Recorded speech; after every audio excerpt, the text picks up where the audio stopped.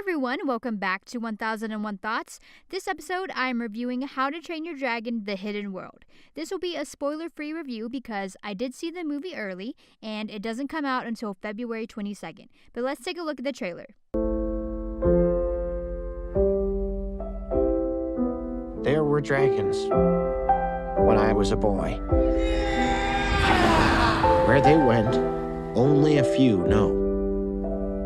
Our story changed the world forever. So, The Hidden World is the third and final installment in the How to Train Your Dragon franchise. It takes place 1 year after the events of the second movie. It begins with the characters raiding a Viking ship that has dragons captured on it. The group frees the dragons and bring them back to the island of Berk.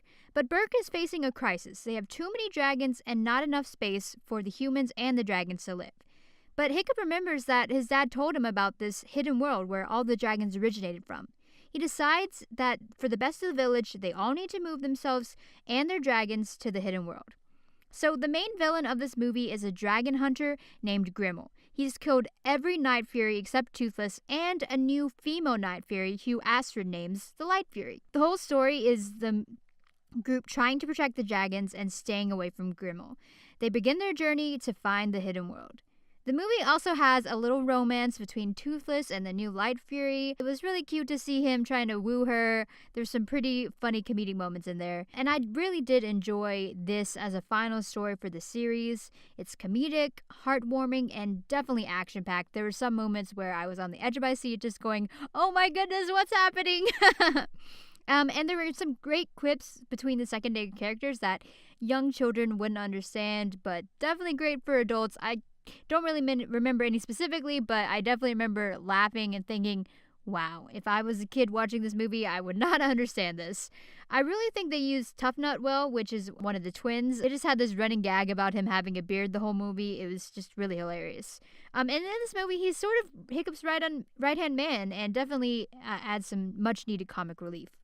So the only problem I have with some of Hiccup's friends is they had small moments throughout the movie, but I felt their character development was flat. We didn't really see them grow and change as much as I wish they would.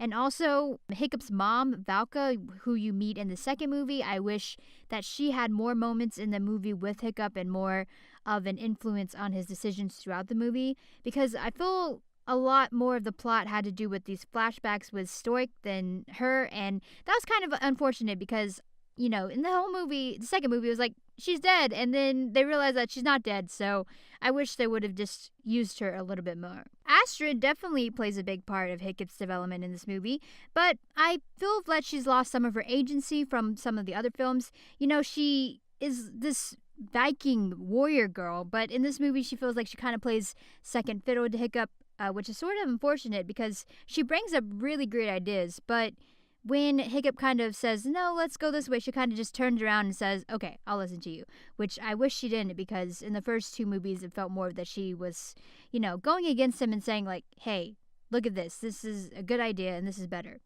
But overall, I think this film definitely worked as a nice bow on the whole trilogy.